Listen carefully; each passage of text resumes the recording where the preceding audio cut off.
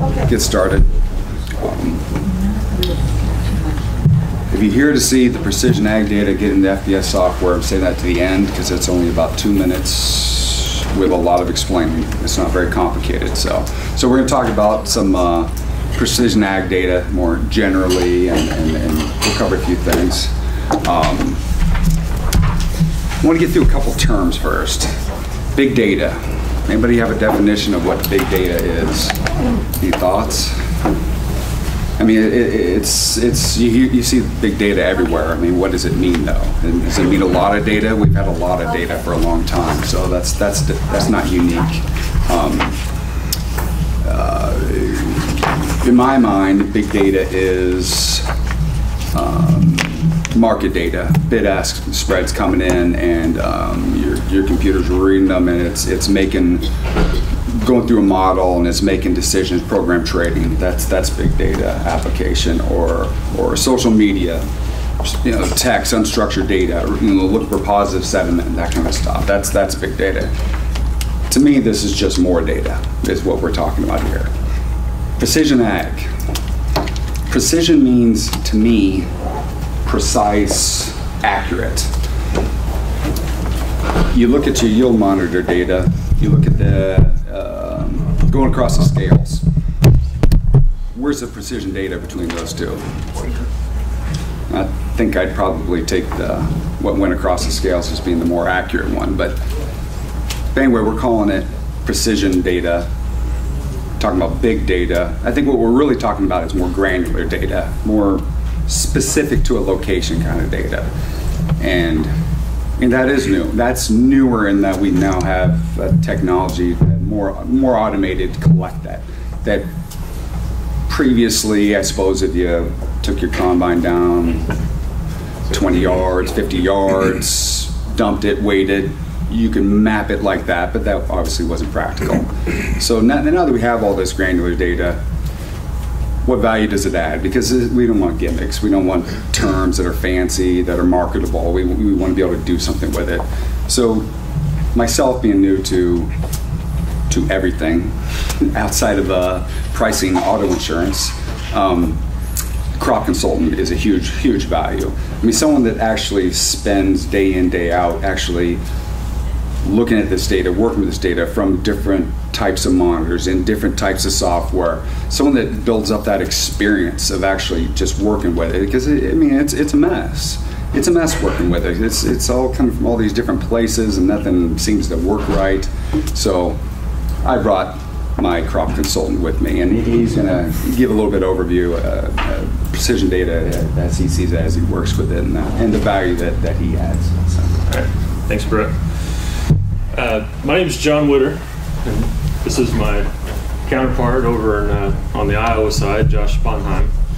You got it right, good job. Yep. So if I sound funny to you all, you want to be my clicker? Yeah, you want to beep and all? Yeah. We'll just work this out here. If I talk funny to you, I'm from Southern Illinois. Josh grew up on the Iowa side. Title's pretty much true. We're freaking nerds, and we don't try to deny it. We like to play in the dirt every day. We are forced to sit behind a computer and at a desk from time to time and make sense of all the data that we gather today.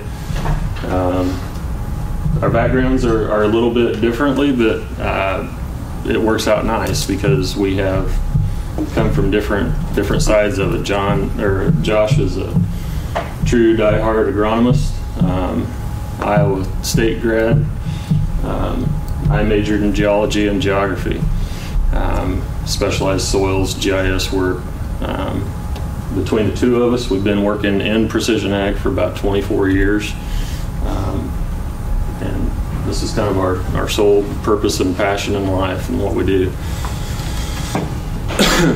This is a quick look at our company trade area that we run in today. These are agronomy facilities, grain facilities, petroleum facilities. So we have a fairly large footprint. Point of this is that we see data from a pretty large area. Go ahead there and kick up the next one here. So Josh and I have had the pure pleasure of probably being gone overnight, at least one night a week for about 7 weeks in a row to various meetings across the Midwest. Big data is definitely the catchword of the year that everybody wants to talk about and say. So when we start thinking about big data, there's a few bullet points. You want to throw them all up here, we can. Some of the interesting facts that we picked up from meetings here and there is 90% of all data that we're trying to store today has been created in the last 2 years. And that's a pretty big statement when you really think about that, considering that we thought we knew a lot back in 2010. There's tremendous amounts of data being generated, and that cycle keeps spinning faster and faster. By 2015, it's going to make our current data set look tiny. It's expected to triple. This is why everybody's talking about clouds and off-site data storage. We're going to get to the point to where companies like us probably can't even afford to try to house, maintain, store, secure, back up, and handle this data. The other point of clouds is that when we get it into a cloud, now we can allow multiple people to have access to that data faster, quicker. More programs can hit it. We can extract more insight and value out of it. Probably the big challenge with big data today is that only about 20% of it is structured. It's in a format and a design that we can share across common platforms, make sense out of it, and really get good use out of it. The other 80% is unstructured. It's sitting out here as videos, text messages, sensor data from various things. Takes time and knowledge to reinterpolate that and get it into a format that we can use across multiple platforms. So kind of my little joke for the day is, you go back to 2000, and I'll admit I've been a bad son from time to time, and major events happen in my life, and I get a phone call after the fact from my mom. Why didn't you call? Well, hit that again. Today, I don't even have to call, because within 5 minutes, one of my friends on Facebook or Twitter or somewhere has told the entire world of what transpired, and I'm protected. So we look at where is data created today, specifically in ag. The honest answer is everywhere. We have so many tools available. It's hard to find a newer tractor that doesn't have a monitor on it of some kind. And the amount of advanced planter data coming out today is just phenomenal. As Josh and I kind of do our normal day-to-day duties with the grower, we spend a lot of time riding in the cab of a tractor with the grower, copying his data while we're sitting there, analyzing it, look at it. We help growers set up their planters. And how many growers are in here today? I should have asked that right off the bat. So industry professionals. Okay. We have a tremendous need from our growers. Like this fall or the spring was probably one of the toughest planting conditions that we've had in a few years. It's wet, it's sloppy, we're getting pushed by the calendar, it's time to go, we have to go. So how do we set up our planter to make the most of that, save the most yield possible, prevent problems? Well, our monitors tell us enough data to give us a head start on changing planter settings and ground proofing it. We're to the point now where we have apps for cell phones. What's the nitrogen in that plant? Well, you can scan it with your phone and get a rough idea. If you, kind of a sad but true joke is, you want to admit you're a grower that you've got a field you've never walked in this year and looked at it, and you're kind of guessing from the road how it is. I guarantee you somewhere in the world somebody else knows more about that field today than you do. Satellite imagery, aerial imagery, NDVI maps, thermal maps. There's different ways that outside people can take a look at mass acres and get a rough idea of how that crop's doing. And we're getting into social media, mobile apps. We can get data into the hands of a grower tremendously faster today than we could 5 years ago, 10 years ago. We could go through an entire list, and hit that again, of where data's at, where it's truly coming from, but there's over 300 variables that we track today. There's 1,000 variables that are responsible for making up yield in a corn crop today. So there's tremendous amounts of it out here. Keep going. And one thing Norm asked me this morning to talk about too was data ownership and privacy, and why does that matter? And that's kind of a big concern sometimes. Some people don't really seem to care about this. But we're taking the position that this is probably one of the most important things that we look at. It's your data. You guys own it. Our simple saying is it starts with the dirt and stays with the dirt, meaning that you own it from day one and you end it at the end of the day. And as we get into clouds and everybody else looking at it, I think it's kind of important to know where your data ends up, who can use it, who can't. And our entire policy is, and the company that we work with, that Josh will talk about here in a little bit, is it stays within our group. We have very simple, basic, easy to follow, understand privacy policies of this is what happens to your data, this is where it goes, under no circumstances will it end up anywhere else without your consent. So just one example here, Josh and I are both certified Monsanto IFS specialists. We were involved in the program for the 2013 year. It's opening up on a wider scale here for 14. This is a good example of knowing, do I need to look at my software privacy policy or the hardware equipment in my cab privacy policy? Monsanto says in IFS, it's fairly clean, one page, your data is safe, secure, nothing will happen to it. But you're forced to use precision planting equipment in the cab of your tractor to participate in that program. I'll let you guys go look up the precision planting data policy and read it and make up your own mind. And when you do, it's basically, we can do what we want with it. We can sell it to whoever we want if we happen to get bought out, which they were. It's a lot different. So you've got to kind of look at every angle here on this.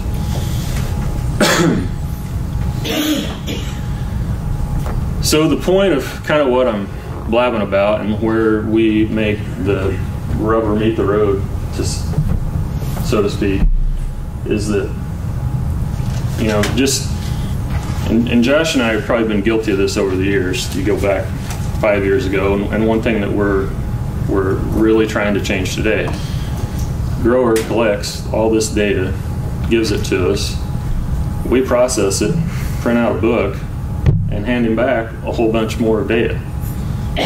Now, there's some value to that, but the real value in this is giving him new data back with insight that he can make decisions from. So we don't have time to spend, Josh and I normally do a session about what we do with data. We can spend anywhere from 4 hours to 8 hours. We've done 2-day meetings before, going over year-end data with a large group of farmers. So I'm going to show you two simple, quick things here. But new knowledge times speed of delivery will equal higher yields. And when we talk about higher yields, if I poll farmers, what's your two biggest concerns in life?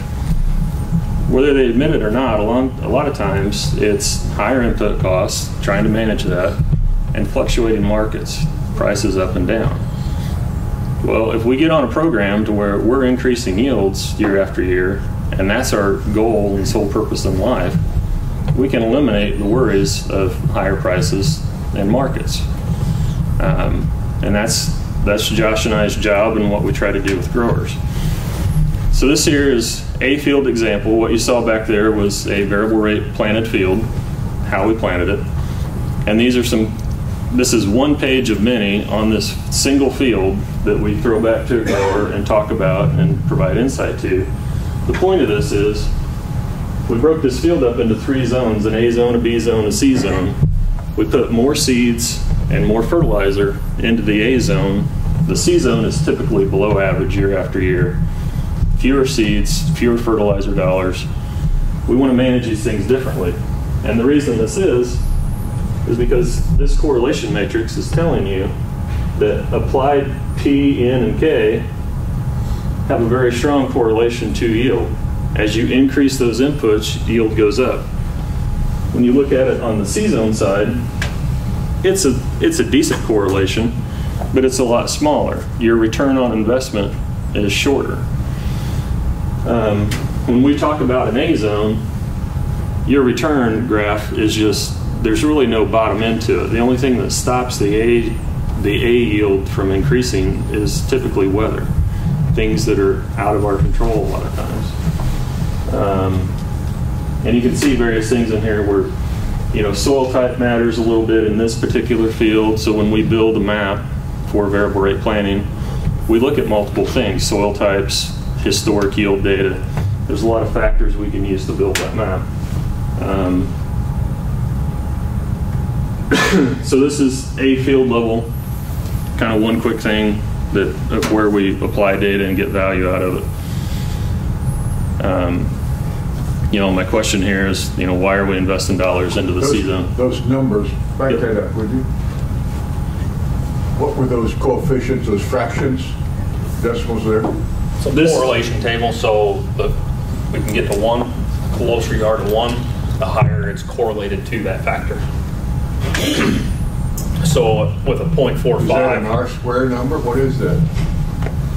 I'd have to ask Dan exactly how he's figured out the background, but it's a standard correlation. So we can get to 1, and as we get closer to 1, the more correlated it is, or the more effect that. 1 to 1 means it's always true. Yep. You put 1 in, you get 1 back. So anything in red on here is actually an inverse correlation. So we do both ways. Yeah. We look at the direct and the inverse correlations to these fields. And that's probably a good thing to point out. Variable rate fertilizer, we started back in, mid-90s. I started in ag in 96 and we were doing it. Big thing then was variable rate fertilizer allows us to save money on input costs. We have really high soil test. We don't need any fertilizer. We have really slow soil tests. We'll put our fertilizer there to blend it out, make it even. Well, if we could go back in time and change one thing, that's probably it.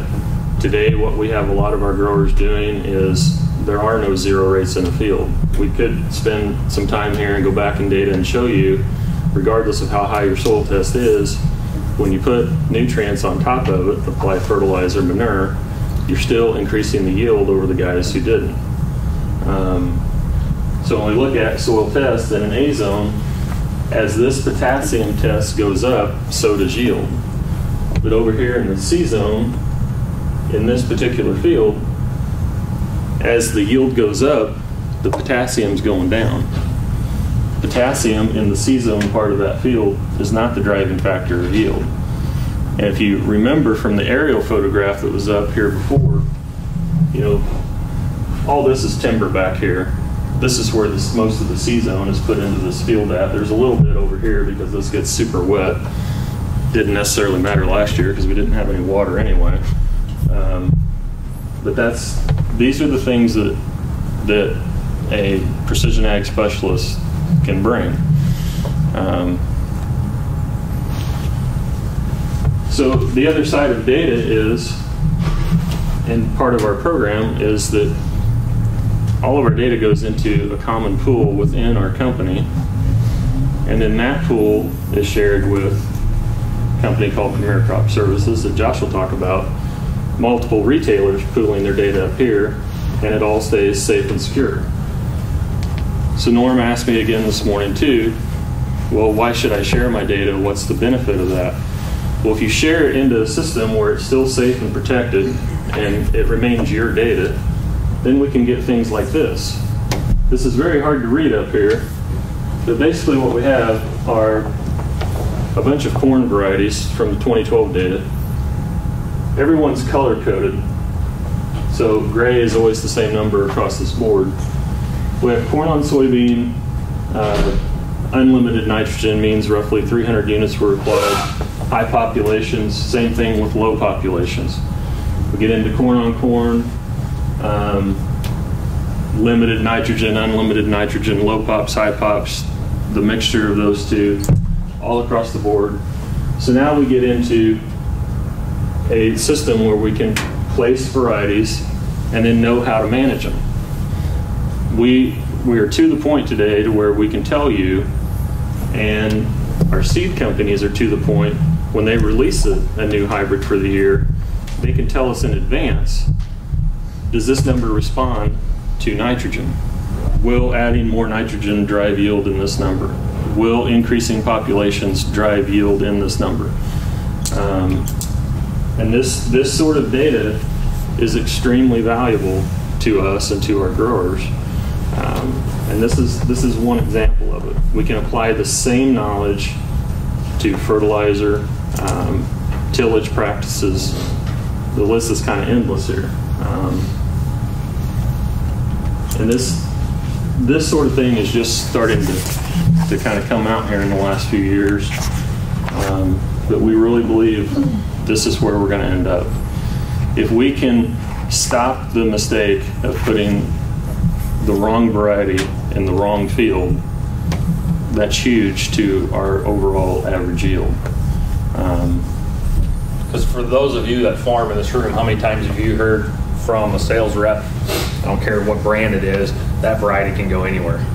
What we found is there's very few varieties that truly can go anywhere, and that's what we're trying to use the data for. And if we didn't have the ability to share some of this data, we wouldn't know that, and we couldn't truly place that variety or put the right NPK to that variety that it needs. So it's all about, like John said, we want to keep the data your own, but we also want to try to share some of that so we can do a better job for you and increase that yield going throughout the year.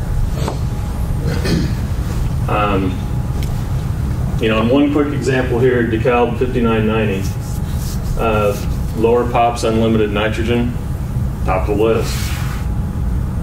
You increase the populations and take away the nitrogen, almost to the bottom of the list. The other thing I'll point out here too, LSD value on this chart is 1.4.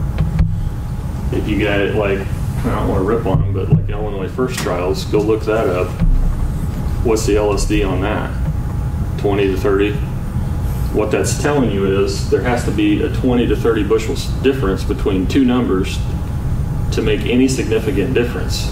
If you have two that are 20 apart, pick either one because they have equal chances of making a difference. This is 1.4. So number one, 203.6. The third one is, 202.5. You're almost there. This is some of the best data that we found in the country so far, and this is what a lot of companies are trying to look at here.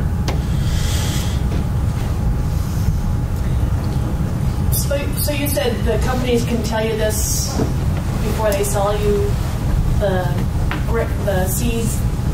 So, or do you say, look at our data, and do you sell that back to Monsanto and say, or no, the cow numbers are like this? And we truly believe that the data we collect is owned by the farmer, so we will never sell it back to a major brand of any sort or company. It is truly your data. We will pool it on an anonymous state and group data and show that to the growers in our program, but it never goes any further than that.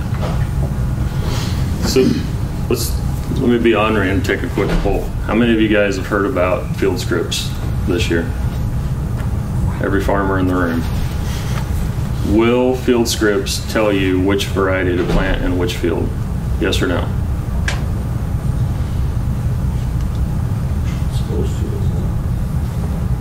That's the key. The first word you said, supposed to. Right, and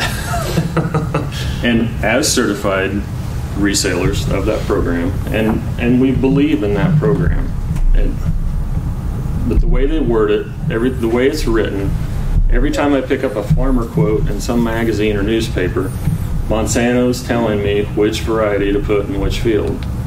Well, I'm here to tell you, we didn't do it in 2013, and we're not doing it in 2014. Now, what they might do is knock it down to 5 or 6 varieties. They're not ranked. We have no score values of how much difference is there between these two. It's up to Josh and I or a local account manager to make that decision for the grower. Now you may think, well, knocking it down to 5 or 6 sure helps. Well, maybe it, and I don't mean this in a negative way, but maybe it would for a grower who doesn't go to meeting after meeting and talk with technical advisors from the company, the PhDs from the company, walk fields, see it in initial test plots the year before it's released. But knocking it down to 5 or 6 doesn't help us. We already have our 5 or 6 from that company that we're going to run this year. That's where 90% of our sales are going to come from, are these 5 to 6 numbers. So now we need to know things of how do we place it. 6208, for example, expect big things out of it this year. It has some defensive qualities, can flex, can handle a lot of stress, but stick it into a wet environment, I'd rather go grab 6188, 6333. So we can still make mistakes if we only have it knocked down to 5 or 6.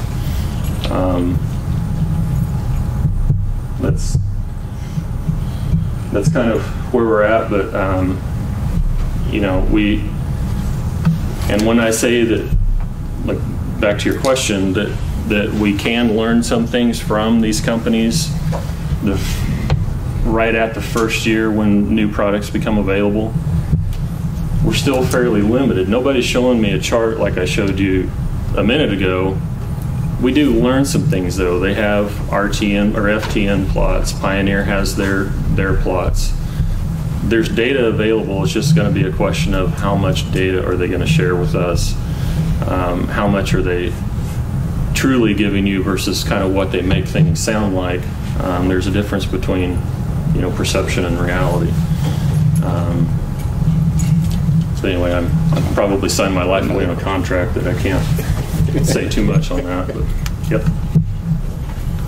We have just installed this year the Apex system on our John Deere combine, and I don't know if they use it in what they all use it in, but how do I incorporate that information that's on that farmer's computer into my work? So how do you bring that Apex data into your system?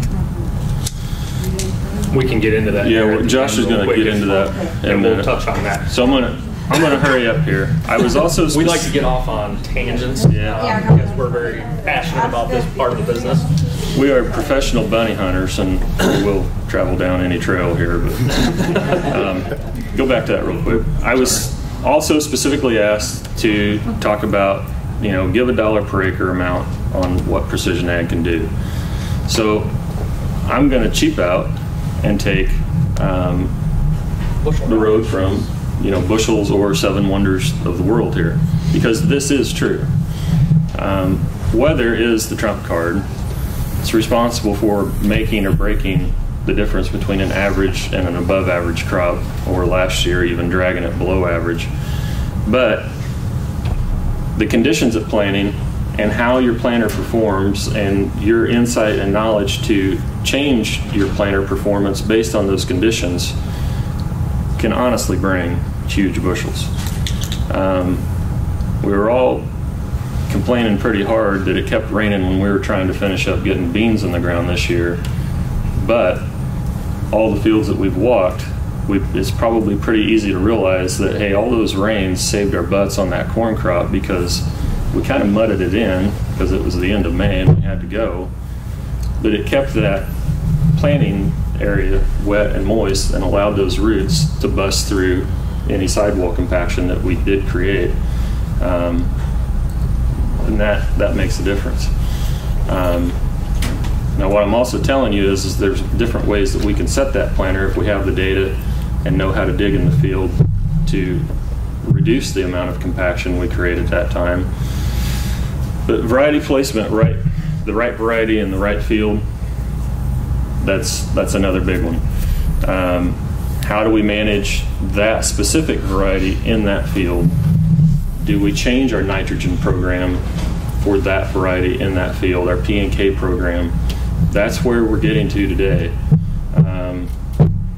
You can go back 5 years probably, and if you're a fall anhydrous guy, yep, I put 160 units on every single field in the fall, and it's kind of a canned program, and I'm not saying that's right or wrong, but we're getting to the point to where now we can say, this field, this variety, we need to do something else in the spring, or we need to do something else in the summer, and if we do that, we'll get rewarded for that with increased bushels. Variable rate planting and the right populations, field variety, again, it's another 5 to 10 bushel we can pick up. So point of this is working with somebody that can help you bring insight to all the data that you've stored over all these years will bring a lot more dollars back to your operation than you think. The other big piece to all this too, that we try to really stress to growers is it's not just picking one little piece of that puzzle up there that you like doing. It's a true systems approach. It's the whole thing put together. For those of you that do farm, if you've ever heard Dr. Belo talk from the University of Illinois and his 7 wonders of the corn world, he talks about his own mission plots where he takes one of those factors away, and it's a smaller bushel amount than when they're all together, and he takes them all away. So it's a true systems approach where we have to do all this together. Who's that person? Fred Belo. Fred Belo. He's probably one of the only, maybe there's only a few of them, university researchers that are truly trying to get to a high yield level. Most of them have really backed off in the last 5 years. And what university? Illinois. Most of them have backed off and looked at the environmental side, not necessarily trying to tie the environmental side together with the high yield side as well. What's the website address? Is it 7 Wonders? I think if you Google 7 wonders of the corn world, you're going to come up with his website. Yep. So, tools of the trade. There is a lot of them out there. The first Info Ag, which is a big precision ag conference, I went to 6 years ago now. And they always have a trade show down below too. The trade show was fairly small, not a lot of people in it, mostly equipment in it. This last year, the equipment was really backed off, and we probably added, 10, 12 software-only companies there. So there's a lot of new tools out there. We'll hit on a few that we've used or been around in the past. The main one we use for our data analysis program called Yield Vantage Premier is Premier Crop Systems. They're based out of Des Moines. I believe they started back in 98, I believe, 97, 98, something like that. So they've been in the business quite a few years. And like we mentioned before, when it comes to who owns the data, they also truly believe that the farmers own the data. Dan Freeberg is part owner as well as the day-to-day guy for the business. He probably gets approached every week from some major brand manufacturer out there and wanting to buy data. And he hasn't done it because he truly believes, as we do, whoever collects that data at the grower level, it is their data. Some other, the other ones we use primarily is Ag Leader and John Deere's desktop program called Apex. We use Ag Leader to read all the different monitors we deal with, and then we actually export a shape file into Premier Crop to move the data around. That's part of the problem right now. For those of you that farm in the room, we're back in the 70s and 80s in the technology world where they were at with hydraulic fittings at that time. Everybody had their own hydraulic fitting. Well, when it comes to technology and exporting files and the type they export, they all have their own system right now. There is a national committee called the Ag Gateway Committee. They are working on some of that stuff, trying to get to a commonality for a file format. The ISO bus system on the equipment has helped out a lot too. So we're moving down that road where we will be to that, if you will, that pioneer tip of the day, trying to where everything's uniform. FarmWorks would be another one that I've been around. I don't use it anymore. From a standpoint of farmers I work with, a lot of them like it, especially if they're dealing with trimble equipment. It's also a very good financial tool from a grower standpoint. SST's out there too. We've gotten back into the SST world with Summit with the Monsanto IFS program. There's too many to list there underneath their umbrella. There's a lot. The other big one with that SST launched this last year was Cirrus, which is a mobile version that ties directly back into their Summit system and goes to their cloud. So once again, we're dealing with who owns that data in the cloud. We were going to do some demonstrations real quick on moving some of those files around, but technology has one-upped us here today. Our computers are too new for the projector that's here today. So going back to your Apex question, there is a way where you can export files out of that system in either a shapefile format or a CSV file format. And a CSV file format would be basically an Excel format. CSV? Yep. And that is fairly simple to do. Basically, it's if anybody wants to see it, we can go around a screen. We can pull it up on a computer real quick. I don't know where we're at on time, Brett. That's fine. We're getting a little short, but okay. I mean that's kind of where we're going. When we talk about exporting that CSV, we're going to pick it up with you got your CSV. I think if you use the software very much, I've used SMS. It's as simple as right-clicking and hit export when that's something you want. And what I will say from a standpoint of being user-friendly, Ag Leader's SMS software is probably one of the best. From the simple standpoint is you can choose what parts of that file or that file you want to export. If you look at John Deere file coming out of Apex, it's going to have it, if it's a yield file, it's going to have the yield in there, moisture, the date and time stamp, but it's also going to carry through fuel consumption per hour on that combine. It's going to carry through the wind conditions if the guy put it in, soil conditions, all that other stuff that a lot of times we don't necessarily need, where that's why we go to SMS, is because we can then pick exactly which columns we want to do when we do that export. This right here is an SMS planting export where we just took the default fields coming out. You can pick more, you pick less. And Doug is going to show you, once you got this, how to then get it into FBS. Is that a CSV? Yes, that's a CSV out of SMS, and it's of course got everything in there. It's got the longitude and the latitude and all of that. All of that. Each line is like every 2 or 3 seconds. Yeah, that duration is where you see that's 1 second. Okay. Like a yield file I've seen, ours had 3 seconds on it. 1 second. Now, how do you turn that into actual useful information? What we're going to do with it here is we're going to get the number of seeds that were planted and store that into FBS, for example. That's what we're doing as far as this goes. Can you link anything? Just like feed inputs, you link that feed to that ration. In that spreadsheet, when you import it, can you link the data you want to certain things? No, it's not quite that intuitive. It's like the Wild West out there. Like you indicated, the hydraulic couplers is a very good analogy. Prior to that, the different size PTOs on the back of the tractors and stuff until standardization came about. I really appreciate that there are talks and stuff. Whether anything comes out of it, we don't know. I mean, 30 years ago, the ag industry talked about and established standardized commodity codes, and every software and everybody was going to deal off of this. Number 41 was corn, and you were going to be able to buy and sell grain across the world with these international commodity codes.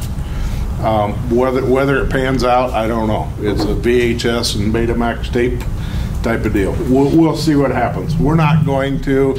The ag industry traditionally does not have enough capital or enough resources that it's going to push the technology.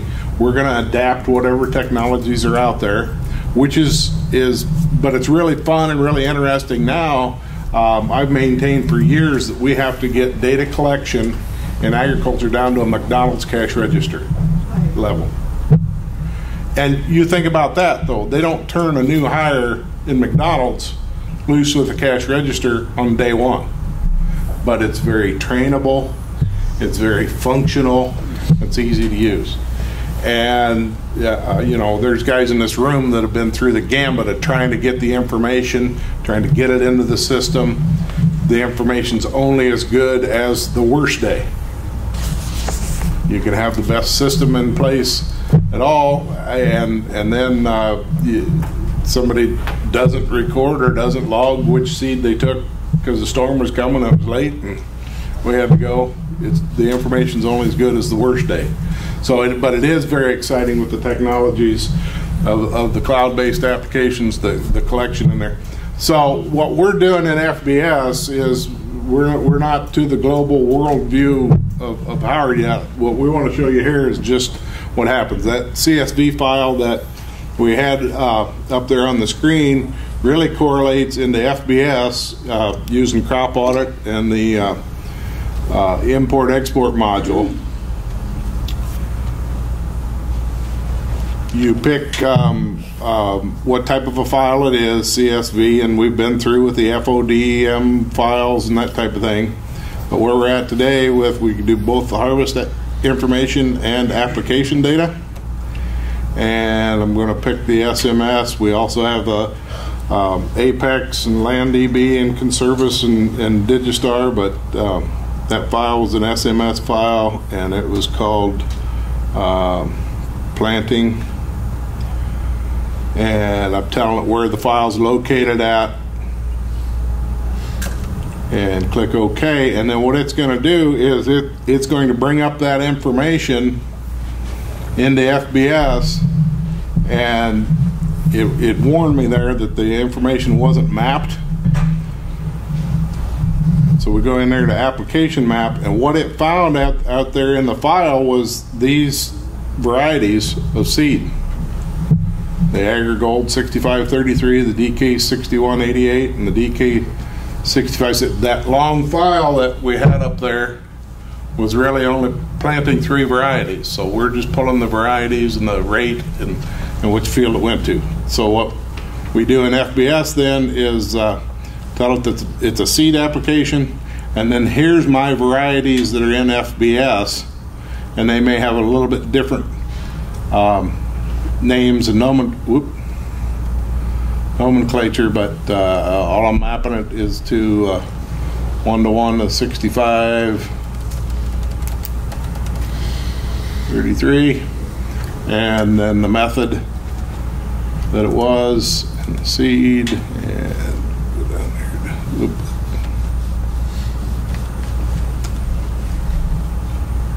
Pick the DeKalb variety.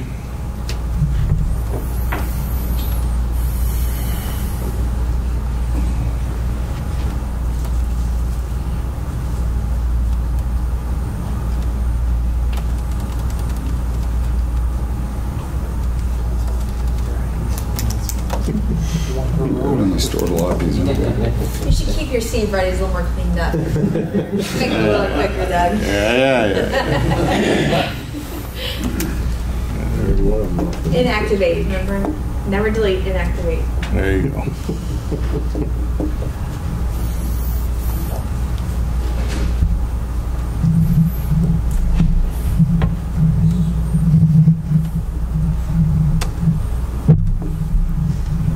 Delete that. You guys know if the Precision Planting Harvest Monitor has data that will convert to a CSV? Yeah.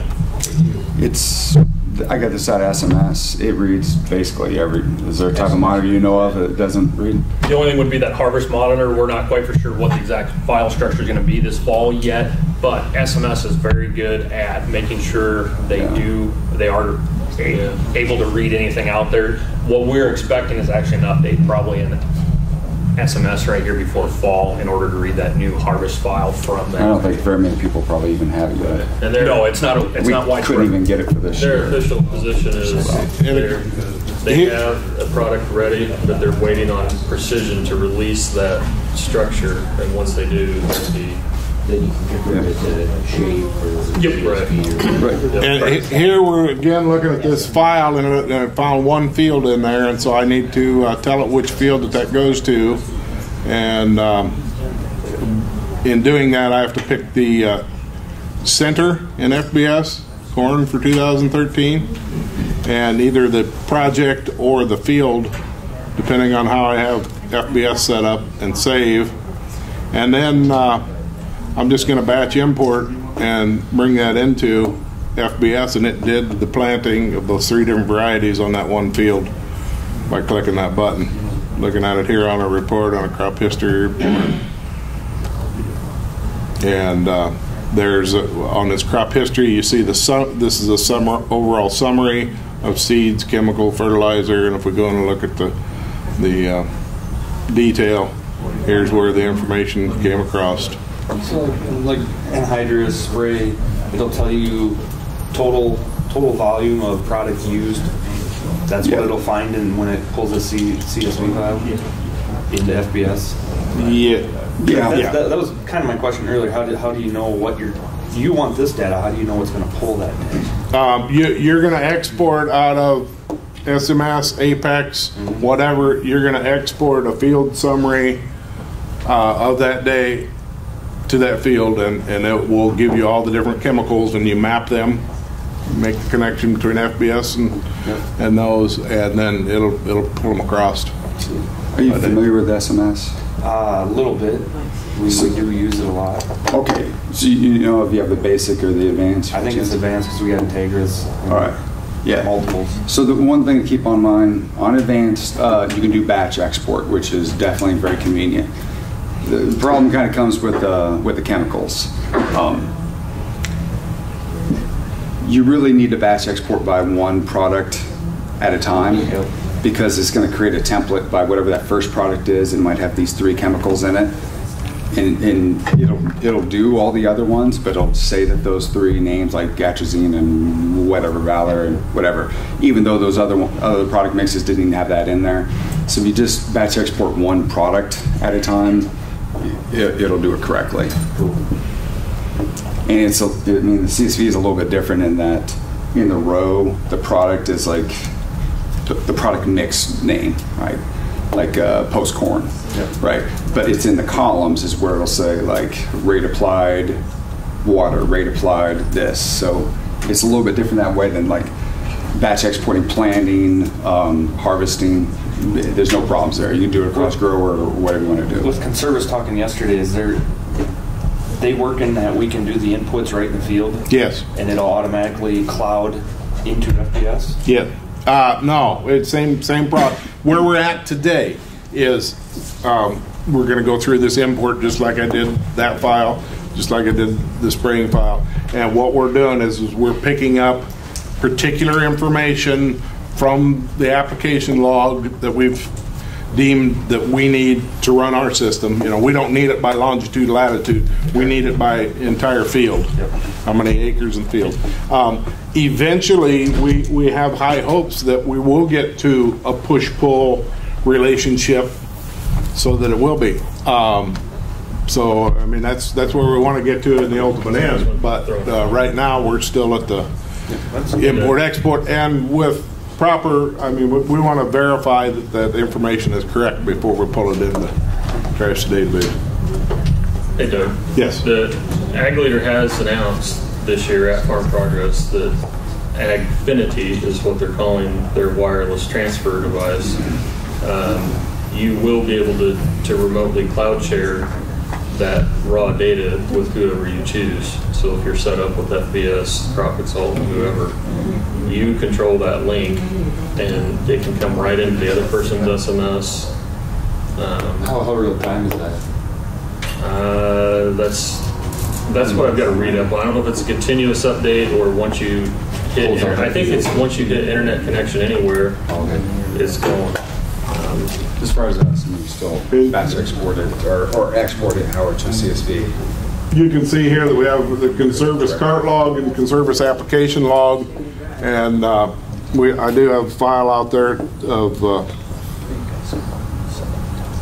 field application log report, and same deal. It'll bring up those things that need to be mapped to the, and you can see here that we have field operations and chemical applications, and bring those across. Apex on their export, they're only bringing across the total of the spray mix, for example, like 1034-0 fertilizer. They just give you the total pounds of 1034, but we've got a routine that we can back figure how much was nitrogen and how much was each of the individual nutrients based on a macro in FBS recipe. It's a lot closer than it was. With Conservis, we're actually bringing the quantity of each of those ingredients that are being applied, and the price for the field operations. So we're making progress. What you do, soybeans don't, at least with my monitors, don't read what you're actually putting down. It's a percent. If you slow down at 2 miles an hour, you get a lot closer estimate on seed applied in soybeans as opposed to 5 miles an hour. How does that account in the accounting software? What? Because if you're planting 185 at 5 miles an hour, my monitor's going to read like 168. If you're going to make an adjustment and you're going to send it out of SMS, SMS is probably the place to make that adjustment. Right. You can, if you actually keep track of bags per field, if you're running SMS on your end, you can go back in at the end of harvest, and if it's telling you to use 52 bags and you say no, use 50, you can back calculate that and fix it real easy. Same way with yield. If you know you took 20,000 bushel off the field and it's saying you had 21,000, you can back calibrate it and be done. And there's some that will actually massage the CSV file if they know that there's an error or discrepancy there prior to bringing it into FBS. And then also in FBS, then you can globally adjust a particular seed variety to take into account for what you paid for versus what you applied. So there are methods. It's precision, right? Yeah. But yeah, precision is like when they would seal grain and they'd hire somebody, a retired farmer, to go out and he'd throw a rock at the side of the bin and count off how many steps around the bin, and that was how many bushels of grain were in the bin. When I did it, was a little closer than that. Is that right? We measured it. We climbed it and looked in. All right, I think that's a whole lot of time. We won't cut into the next group like what was done to us. Sarah in here. Hey, thank you. I want to thank John, Josh for coming. Appreciate it.